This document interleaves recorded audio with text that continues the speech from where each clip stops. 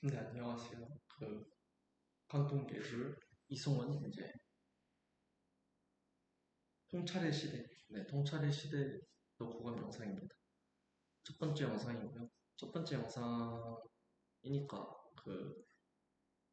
이제 늘 하던 대로 책의 요약을 한번 해보고자 합니다.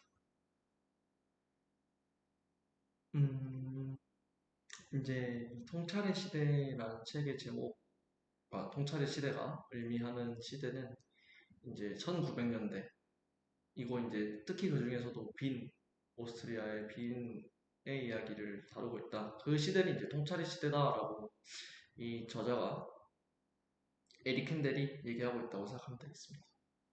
이 시대가 왜 통찰의 시대냐라고 한다면 이제 이 저자가 생각하기에는 이 시대에 우리가 지금 알고 있는 어떤 뇌과학이나 그 이제 막 알아내고 있는 마음에 대한 과학들 혹은 이제 이론들, 우리가 알고 있는 마음에 대한 사실들에 대한 것들을 이제 이 시대에 살던 거장들이 어느 정도 통찰을 하고 있었다라고 이제 저자가 뭐 그런 생각으로 얘기를 했는지는 모르겠지만 저는 이제 그렇게 생각을 하고 있습니다. 그래서 이제 이 통찰 시대 1900년대 비인의 풍조가 어떠했냐에 대해서 생각을 해볼 필요가 있겠는데 이제 1900년대 비는 굉장히 자유롭고 진보적인 성격을 가진 도시였다라고 생각할 수 있겠습니다. 이제 당시는 몇백 년간 이어져 오던 계몽주의가 굉장히 중요했고, 계몽주의는 이제 이성을 가장 중요한 것을 여기고 이성을 찬양하고 우리의 행동이나 이런 것들이 다 이성으로 이루어지고 인간의 어떤 특장점은 이성에 있고 뭐 이런 식으로 이제 생각을 하던 때고 이제 그거에 약간 반하는 움직임으로 낭만주의 뭐 이런 움직임도 있었다고 저희가 이제 흔하게 알고 있는데 1900년대 빈이라고 하면은 이제 이러한 상황 속에서 어떤 자유롭고 진보적인 예술이나 혹은 이제 무의식 감성을 다루는 그걸 이제 이성과 분리해서 이성을 더 찬양하는 계몽주의와는 좀 결이 다른 이성과 합치려고 하고 하나로 보고 그 다음에 무의식이나 감성도 인간에게 굉장히 중요하다. 우리가 이성에 의해서만 움직이는 그리고 또 그럴 수 있는 동물이 아니다. 라는 풍조가 있었고 이제 그걸 예술이나 뭐 혹은 이제 을술이나 이런 것들로 의학이나 이런 것들로 이제 다양한 방식으로 연구를 했다라고 생각할 수가 있습니다. 그리고 이제 특히 비는 이제 살롱이라는 것을 중심으로 해서 그 학자들이나 이제 그 중요한 건물들이 이제 다 붙어 있기도 했고 살롱이라는 것이 있어서 사람들끼리 학자들끼리 혹은 이제 예술가들끼리 교류를 잘 할 수 있었다 쉽게 할 수 있었다라는 것을 우리가 이제 중요하게 생각을 하면 되겠습니다. 그래서 이제 당시 로키탄스키라는 사람이 그 전 의학까지만 해도 이제 우리가 흔히 생각하는 현대의학이 아닌 조금 인간요법이나 혹은 이제 저희가 이제 와서는 근거가 뭔가 이제 경험적인 근거만 있다고 생각을 하는 원래 미신에 가깝다고 여기는 종류의 의학에 가까웠었는데 로케탄스키라는 사람에 의해서 이제 병리학과 뭐라고 하죠? 이제 시체에 대해서 이제 연구를 해서 얘를 해부를 하고 뭐라고 해서 이제 어디가 문제가 있었다라는 것을 찾는 것을 이제 연결을 하고 그다음에 살아있는 사람의 피부 겉만 보는 것이 아니고 그 안에 장기에 어떤 일이 있는지 무슨 일이 일어나고 있는지를 그러니까 증상만 보는 것이 아니고 실제 장기에 어떤 일이 일어나고 있는지를 진단할 수 있는 방법들이 나오고 뭐 청진기라든지 아니면 이제 두드려서 타진법이라든지 이런 것들이 나오고 해서 이제 표면 밑에 감춰진 내부를 통찰하는 그것을 봐라. 이 겉에 드러나는 것 말고 그 안에 숨겨져 있는 것들을 보는 어떤 풍조가 나타났다고 저자는 설명을 하고 있습니다. 그래서 이런 관심이 이제 의학에서 이런 풍조가 처음 나타났지만 이것이 예술로도 퍼지고 혹은 이제 뭐 정신의학 이런 쪽으로 이제 심리학 이런 쪽으로 퍼져 나가면서 저희가 알고 있는 저자가 설명하는 통찰의 시대라는 것이 나왔다고 볼 수 있겠습니다. 그래서 이거 이제 표면 밑에 감춰진 내부가 무엇이냐 하면 아까 말한 피부 속 장기 이런 것뿐만 아니고 엑스레이, 임상 증상 속 이제 증상 밑에 숨겨져 있는 병리학적 진단, 혹은 이제 꿈 등으로 상징적으로 드러나는 어떤 우리 무의식 속의 본능, 그리고 무의식 속의 본능이 이제 그게 성욕과 공격성, 이렇게 두 개의 키워드로 설명이 됐던 것 같고요. 이 성욕과 공격성이라는 키워드가 1900년대 필에서 굉장히 중요한 키워드였다고 생각할 수 있겠습니다.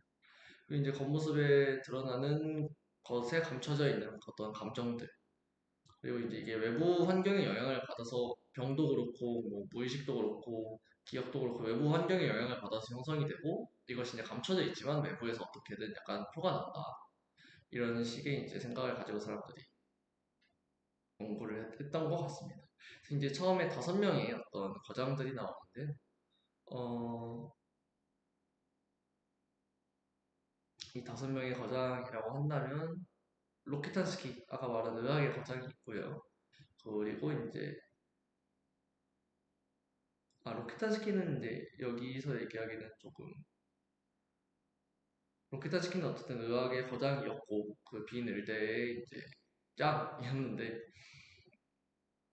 이 사람에게서 시작된 풍조가 이제 5명의 어떤 그 다른 분야의 거장들에게 연결이 되는데, 처음은 이제 우리가 프로이트부터 얘기를 할까요? 네, 프로이트라고 하면 이제 저희가 잘 알고 있다시피 어떤 과학적인 것을 추구했지만, 사실 이제 와서 보기에는 과학이라고 하기엔 좀 그렇고 정신의학, 정신분석의 이제 어떤 기틀을 잡은, 그게 이제 지금 얼마나 맞는지는 조금 다른 얘기긴 하지만, 그러니까 일종의 철학자라고도 볼 수 있을 것 같아요. 저는 이제 프로이트에 대해서 원래 철학자에 가까운 사람이라고 생각을 하고 있는데, 이 사람이 이제 그 정신의학에 대한 이론을 펴고 무의식에 대한 이야기를 하고, 우리가 이제 이걸 뭐 자유연상이나 이런 것들을 통해서 이 사람의 무의식에 있는 어떤, 이 사람 본인도 모르는 자신의 어떤 과거에 의해서 형성된 무의식을 알 수 있고, 그 무의식이 이제 그 사람의 행동을 통제하고 있기 때문에 그 무의식을 알므로써 그 사람의 어떤, 그 당시에는 그 뭐라고 하죠? 그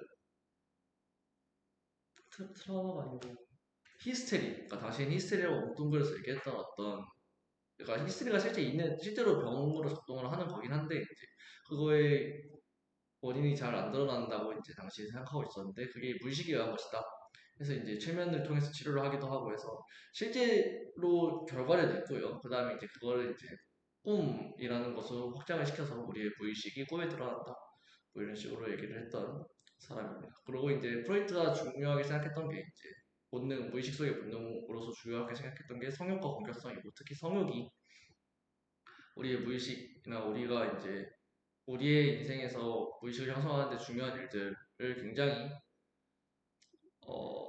깊게 관여하고 있다. 성욕이, 그런 얘기를 했던 사람입니다. 그런 얘기를 했던 사람이고, 그 다음에 이제 슈니칠러라고 해서 당, 그 작가이고요. 소설 작가라고 볼 수 있겠고, 이 사람이 이제 어, 처음으로 독백이라는 것을 넣으면서 이 등장인물이 겉으로 드러내는 어떤 행동이나 말이 아니고 그 사람이 속으로 생각하는 것을 이제 글로 주저리 주저리 쓰는 식의 방식을 의 선구자였다고 하고요.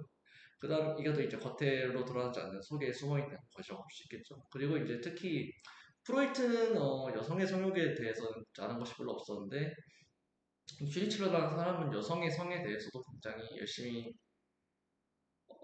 뭐랄까요, 표현을 하고 나름대로 연구를 했다라고 생각을 할 수가 있겠습니다. 이제 슈니칠러랑 프로이트는 이제 슈니칠러가 자신의 도플갱어와 같다, 당시에 도플갱어라는 게 또 유행을 했는데, 개념이 도플갱어, 적어도 학문에 있어서는 도플갱어 같은 사람이다라고 생각을 했던 것 같습니다. 그래서 이제 둘 사이에 교류가 어느 정도 있었다는 얘기도 있고요. 그 다음에 이제 그 둘 말고 어, 모더니즘 미술, 이제 저희가 모더니즘 잘 알고 있지는 못하지만 이제 이전에 여러 번 다룬 모더니즘 미술, 빈의 모더니즘 미술의 이제 주요 인물 3명으로 클림트, 코코슈카, 실레라는 사람들이 나와요. 이제 클림트는 어떤 이 1900년대 빈 미술의 굉장히 중요 인물, 거장이라고, 가장 중요한 인물 뽑자면 클림트를 뽑을 수 있을 것 같기도 하다는 게 이제 저의 생각입니다.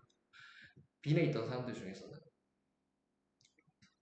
1900년대라기보다는 이제 1900년 전후로, 그래서 이제 이들이 약간 인상주의의 영향을 받아서 처음에는 이제 나중에는 점차 표현주의에 가까운 그림을 하거나 이제 클림트 같은 경우에는 저희가 국제 양식이나 혹은 이제 장식적인 미술이라고 하는 것들을 하기도 했고요. 그래서 이들의 공통점이라고 한다면은 어떤 클림트 같은 경우에는 이제 상징을 통해서 어떤 성욕이나 뭐 이런 것들을 드러내려고 했다라는 것이 굉장히 큰 특징이라고 할 수 있겠고, 그러면 클림트도 여성의 성욕에 굉장히 여성의 성을 표현하고 그것들을 이제 어떤 자신의 나름대로 연구를 하고 네, 이런 거에 진심이었던 사람이라고 볼 수 있을 것 같습니다. 그래서 이제 클림트는 자식적인 방법을 그리고 이제 클림트가 생물학에도 굉장히 관심이 깊어서 당시 1900년대 빈이 이제 이 학제 간의 교류가 활발했던 것 같아요. 그래서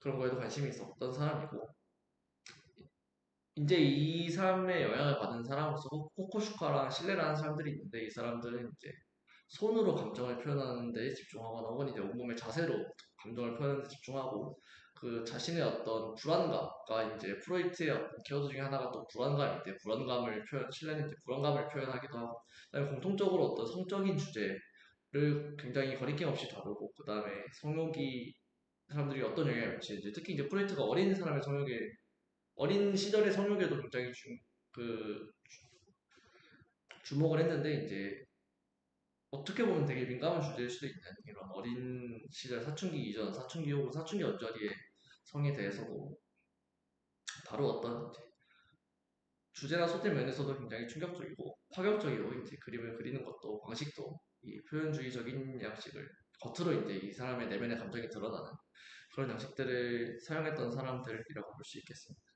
그래서 이제 이 5명이 나오는데 이제 저자가 얘기하기에 이들은 이제 어떤 심리학이나 혹은 이제 정신분석학과 예술을 연결하고 이런 수준의 이야기는 했지만 이것들이 진짜 생명과학과 저희가 지금 얘기하는 생명과학이나 어떤 신경과학까지 이어지지는 않았다라는 얘기를 하고요. 그래서 이제 그러면 우리가 특히 이제 미술이 진짜 생명과학과 신경과학 그리고 이제 의식을 다루는 어떤 학문 심리학, 이제 과학에 가까운 심리학에 연결될 수 있는 토대를 만든 사람들이 누구냐라고 해서 리글 그리고 그의 제자인 크리스와 저희가 잘 알고 곰브리치 특히 이제 곰브리치는 저희가 잘 알고 있는 어, 서양 미술사를 쓴 저자고요. 이들이 이제 미술과 우리가 미술을 볼 때 뇌에서 어떤 일이 일어나고 신경에서 어떤 일이 일어나고 이런 것들을 생각할 수 있게 하는 그러고 심리학을 이제 이 세 분야를 본격적으로 연결할 수 있는 어떤 토대를 만든 사람들로 제시가 됩니다. 그래서 이들은 이제 미술사를 전입한 사람들인데 이들은 그 화가의 의도와 목적을 강조를 했고요.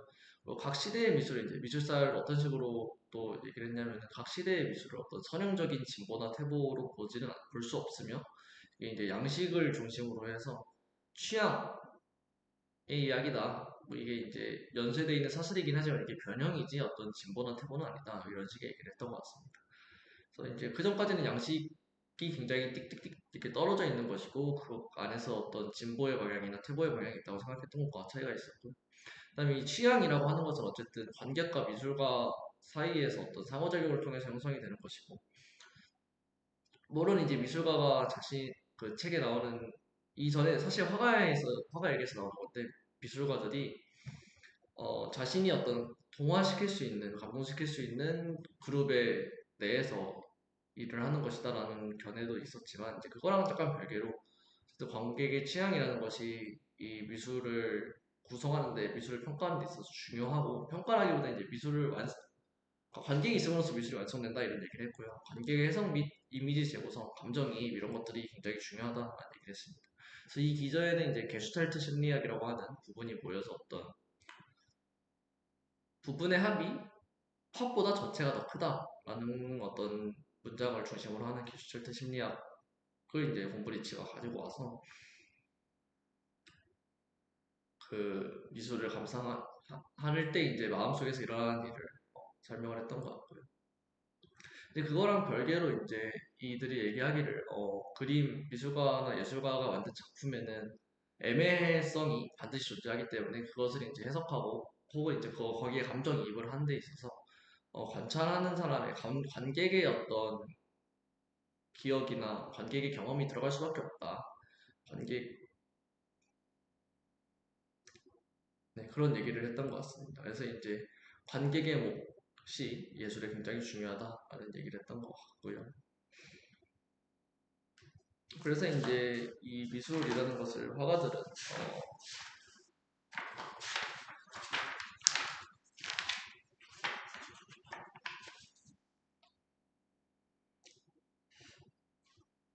이제 어떤 화가들은 이걸 이제 이미지의 해체를 하려고 했고 어떤 화가들은 이제 이걸 감정의 해체를 하려고 했는데 그러니까 이게 무슨 말이냐 하면은 이 우리가 그리는 그러니까 이들이 그린 그림이 그 추상화가 될 때 이제 어떤 화가들은 입체주의나 혹은 이제 칸디스키 뭐 이런 사람들은 얘네 이 그림의 기본 구성 요소를 분해를 하려고 했고 그다음에 이 인상주의나 어떤 표현주의 사람들은 이걸 봤을 때 우리 마음에서 어떤 일이 일어나는지를 해체를 해서 이제 이해하려고 했다. 나름대로 연구를 하려고 했다. 이런 이야기인데 이 이야기는 이제 전에 많이 했던 거고요. 어쨌든 그런 미술에서의 해체가 우리의 이 신경과학, 뇌과 그리고 심리학에서는 어떻게 이해가 되는가 라는 얘기를 이제 그러니까 저자가 말하기를 이 곰브리치를 비롯한 세 명의 미술사가가 닦아놓은 어떤 토대 안에서 이어지는 내용이죠. 이어지는 연구들의 어떤 결과들이 있는가에 대해서 좀 설명합니다. 여기는 이제 약간 과학에 가까운 내용, 그러니까 저희가 이번 수업에서 다루고자 하는 주제와 물론 깊게 연관이 있지만 하나하나 세부적으로 얘기하기에는 좀 빈트가 벗어나는 것 같아서 자세하게 설명을 하진 않겠고요. 어쨌든 이제 핵심은 그 화가들이 원근법도 그렇고 이런 우리 눈에서 이미지가 어떻게 들어오고 그게 머릿속에서 어떻게 구성이 되고 그러니까 이 눈으로 들어오는 과정, 눈에서 머리까지 가는 과정, 머리에서 이제 들어온 정보를 분석을 해서 아 이건 뭐다 이렇게 받아들이는 과정. 그리고 이제 그걸 보고 우리 마음에 어떤 일이 생기는지 우리가 어떤 감정을 느끼고 우리 감정이 이제 우리의 판단에 어떤 영향을 주고 그리고 우리가 그 작품에 감정이입을 하게 되는데 그 감정이입은 어떻게 일어나는 것이고 이런 것들에 대해서 이 화가들이 이미 이런 과학적인 어떤 증거들이 쌓이기 전부터 굉장히 잘 알고 있었다. 이게 개인의 경험에 의한 것이든 혹은 이제 공유되는 어떤 그 역사적 경험에 의한 것인지는 더 얘기를 해볼 필요가 있겠지만, 그리고 그게 이제 복합적으로 섞여 있긴 하겠지만, 어쨌든 화가들은 굉장히 그런 것에 대해서 잘 알고 있었고 이미. 그다음에 이제 이 심리학, 게슈탈트 심리학 뭐 이런 데서 이제 그 칸딘스키 된다. 그 곰브리치 이런 사람들이 생각한 것처럼 실제로 우리의 뇌가 우리가 그림을 볼 때 이 상향식 정보들, 그러니까 이게 모객권이라고 생각을 해서 본 다음에 실제로 그런지 아닌지랑 비교를 하는 거죠.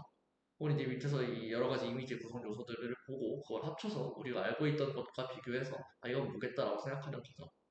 그 다음에 이제 그 이미지 선이나 이런 것들을 받아들이는 것도 얘가 얼마나 가까이 있는지 멀리 있는지 어떻게 생겼는지 그런 것들이 이제 눈의 신경세포나 이런 것들에서 어떻게 받아들여지는지에 대한 것들을 우리가 생각보다 잘 알고 있었다. 그리고 그 프로이트나 이런 사람들이 생각한 것처럼 실제로 무의식은 이성에 굉장히 강한 영향을 미치고 무의식과 이성이 섞여서 어떤 우리의 판단이나 이런 의사결정들을 다 결정을 하고 그다음에 이제 그런 무의식 속에서 우리가 창의성이라고 하는 것이 발현이 되고 이 창의성이라는 것은 예술에서도 중요하지만 우리가 알고 있는 과학에서의 어떤 연구나 이런 거에서도 굉장히 중요하다.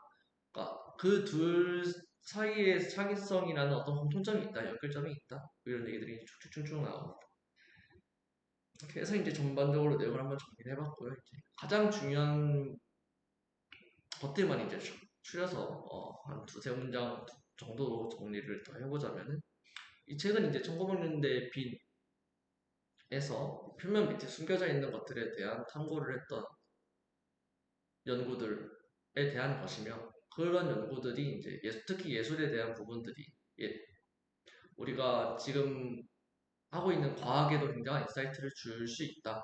그리고 이제 과학적인 연구들이 다시 우리가 예술을 보는 것에 대한 이해를 하게 해주고 이것들을 바탕으로 어떤 더 발전된 이라고 표현하기 좀 새로운 예술들을 할 수도 있을 것이고 그래서 이제 이 사이의 교류가 될 수 있는 여지가 있다 라는 책이라고 생각하면 될 것 같습니다. 이렇게 해서 이제 첫 번째 영상이 조금 길어졌는데 첫 번째 영상을 마치고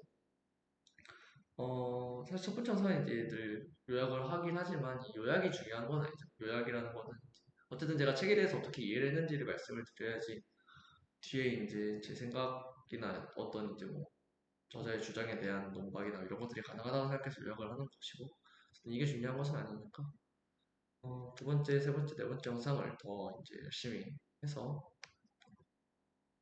가보도록 하겠습니다. 감사합니다.